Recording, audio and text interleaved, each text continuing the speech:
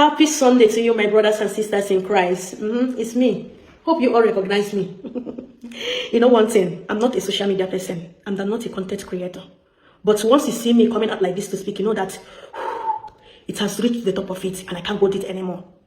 First of all, I need to thank my parents who made me, raised me, and formed me in a Catholic way. I'm so much grateful. And did you know one thing I love about this Catholic Church is that we don't speak anyhow. And we don't continue repeating. Once it's said, it's said. If you ask another person, they will just make you reference. They will refer you. We have to go and search and see what the church said about it. I love the church so much. Let me go straight to the point and say why I am here. Do you know why I'm here? I'm here because of this ongoing discussion about an ex-sister now. Hello everyone, welcome back to yet another tutorial. It is Florence here, and this is Story Media, where we explore the truth behind the headlines. This is an update concerning Sister Kinse Anastasia. Sister Kinse is the Reverend sister who made a post on social media claiming that Reverend fathers take them to be their wives and their bedmates, and because of this, they are always approaching them for sexual exploitation and all that. She said that why she came out on social media to talk about this is because the church authorities do not want her to talk about it, and they are silencing her, telling her to keep quiet. Okay, so I want to share with you what a reverend sister said concerning this issue. Before we go on with that, I want to, for the interest of those who said I did not give them the chance to hear what Sister Kinse has to say, that I did not give them the chance to, hear Sister Kinse's side of the story. Remember, I told you that these videos that we share here do not belong to us, okay? We are only analyzing and sharing our opinion here, okay? Some of these videos that we are using might be copyrighted. So to avoid getting a copyright strike, we try as much as possible to follow the guidelines. But for the interest of those who really want to hear her out, so I did not play the full video, but I gave you the narration. I narrated what actually happened. I don't know if you watched that video to the end. I narrated everything. What I narrated there is a summary of what Sister Kinse said that happened. If I still play the video, it's going to be the same thing. Anyways, in the interview, she said a lot of things. She has a lot of grievances, okay, that she shared in that interview. And if you want to watch the whole thing, go to BAM interview. You will see it there. It's up to like 1 hour plus. But for the interest of those who are not happy that I didn't post the her own side of the story, I am going to share with you some of it, not everything. I'm going to pick some of her grievances, the main thing, the main point. I'm going to share it with you.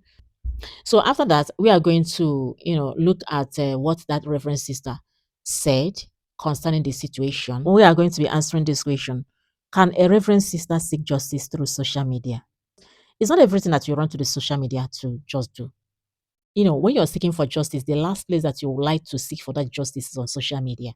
What people on social media will do for you is just to get to know your story, give backlashes, give reactions, but none of them is going to help you, especially when it has to do with faith, religion.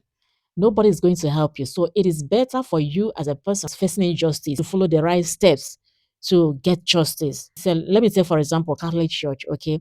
Now, if something is happening, let's say the priests are, sexually harassing you, first of all, you go to religious superior, write your letter, provide your evidence. If nothing is done, you go to the diocesan bishop. Now, from the diocesan bishop, the diocesan bishop did not do anything concerning the issue.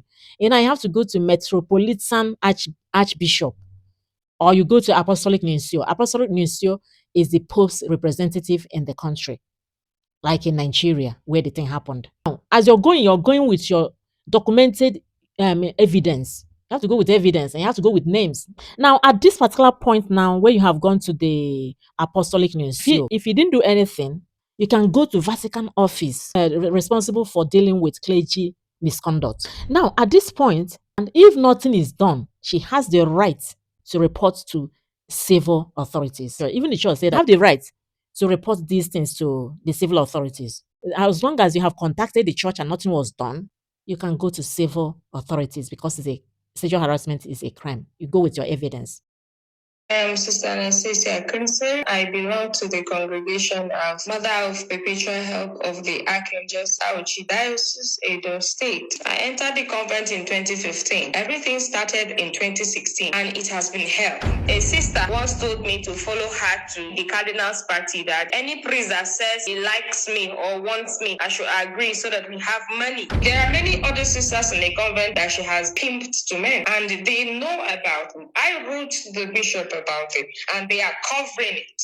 For them to go as far as trying to silence me by every possible means should raise the questions, what are they trying to protect? It's very, very traumatizing and I am standing against it. This priest came to my house and said he wanted to take me out. On our way, he said he needed to buy something, and when he came out from the shop, I saw that he was having a condom in his hand. I asked him, I said, what do you intend to use that for? And he said, where we are going to is a guest house and that after everything we are going to get food. And I'm like, no. He had to drop me halfway to my house. I had to trek home because I did not agree to go to the hotel with him. That is the greatest betrayal I've ever seen from anybody. These things happen and they are real and they affect people's lives. They keep telling me to keep quiet, to brave it up for how many years? For 10 years? And now some of them are being threatened not to associate with me so that they don't corroborate whatever it is I am saying. They always term me disobedient. But how can I obey when you ask me to do things that are against my vows? They came to my house with a doctor and a chief medical director, a nurse I did not know, and so many others, trying to forcefully kidnap me, and I had to run home to my parents. They said the person who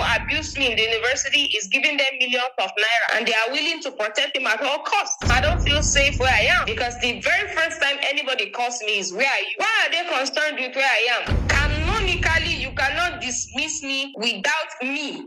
They dismissed me through an online post. I saw that post on WhatsApp. And I wonder what a reasonable congregation will do that, no matter what the person has done. The only crime I have committed so far is saying I want to be a sister and going to the convent. These things happen to me and I demand justice. Yes. My dear Anastasia, I need to speak to you. Do you know why? You are the one that ruined your life. And you keep on ruling it.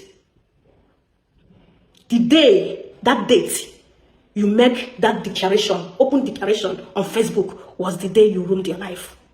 You said you have denounced the Catholic faith and you have embraced Islamic, which is perfect, which is good.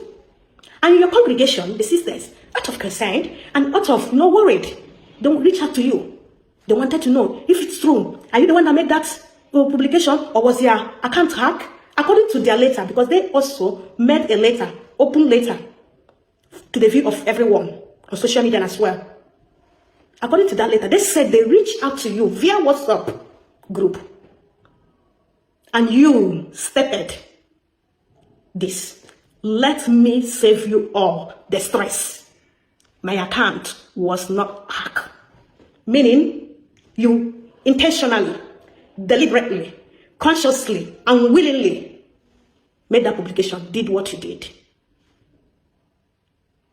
That very day, you have excommunicated yourself from the Catholic Church. The day you made that post, you have excommunicated yourself. And the day the sisters reached to you, you made this point you made. You have excommunicated yourself from the Catholic Church. No two ways about it. You have no other person to blame. Your congregation was actually waiting for the appropriate time for you to step in to the house, to the community, so that they would dissolve you of the vote.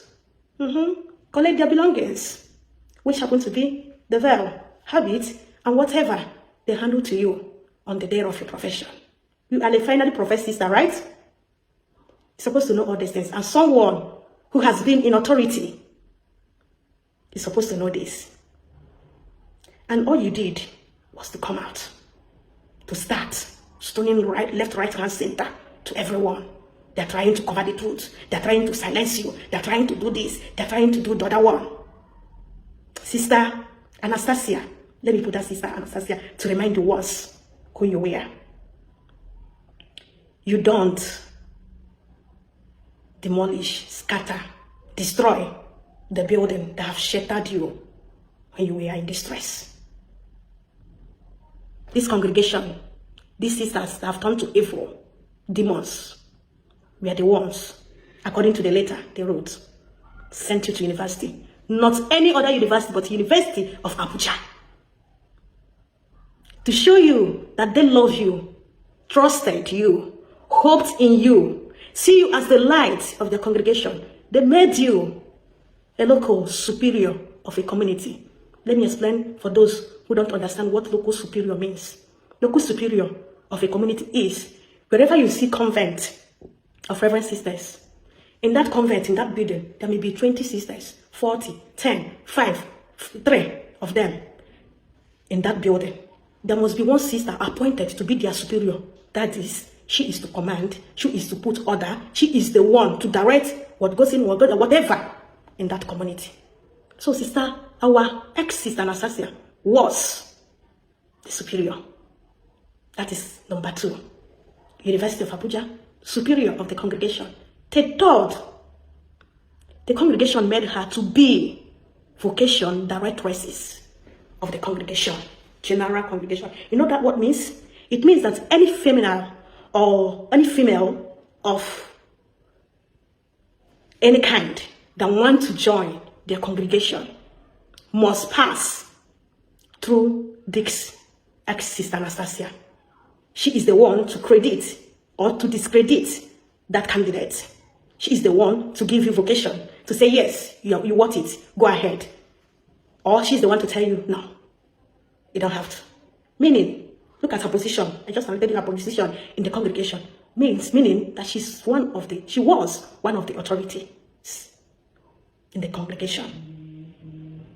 And being an authority in the congregation, she is in communion, in contact with the Mother General, with the congregation, with the councillors, and with the local bishop of wherever she's residing. Now you know her capacity, so she's not an ignorant person. She's very, very capable. And whatever she's doing it. She knows what she's doing. That is it. Coming to the sexual scandal she's talking about, and this is coming after she have made that publication, and maybe the congregation reach out to you. Not to, no, you have way to. She have to bring in sexual scandal. I'm not doubting her, absolutely. Sister, we will be at what front to bring justice to whatever sexual harassment you may claim that happened to you. We will be at what front for you if only you bring out evidences, proofs that shows that yes, it occurred. Not naming anybody's name. He said that there are priests, there are also a layperson. You may call their name, but you don't have evidences. They will be the one to see you. The case will turn. So bring out evidences. Show it to the right authorities. They will take it up there. Why they're not taking it up? Come to us. We'll take it up for you. We'll make sure we take it up for you.